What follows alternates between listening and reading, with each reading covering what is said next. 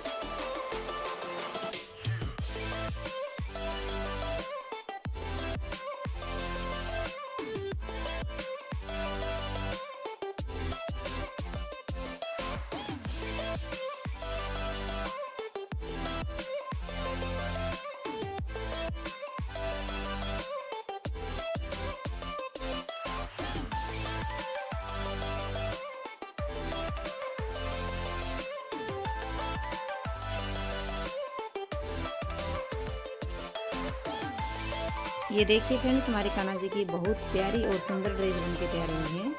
इसके साथ में हमने एक छोटी ड्रेस भी बनाई है छोटे कान्हा जी के लिए।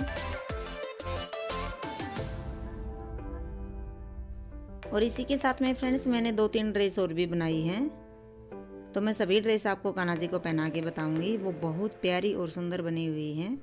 मैं कान्हा जी के लिए एक चीज़ और बनाऊंगी। तो ये देखिए फ्रेंड्स, ये कपड़ा है जिससे मैं गादी बनाऊंगी और मैं इसमें बीच में फोम लगा के मैं इसकी 2 गादी बनाऊंगी, एक छोटे कान्हा जी के लिए और एक बड़े कान्हा जी के लिए। हमने जो भी बनाया है कान्हा जी के लिए फ्रेंड्स, वो मैं आपको अगले वीडियो में दिखाऊंगी। वो बहुत ही प्यारी और सुंदर ड्रेस बनी हुई हैं। तो चलिए फ्रेंड्स, मिलते हैं नेक्स्ट वीडियो में। तब तक के लिए बाय बाय।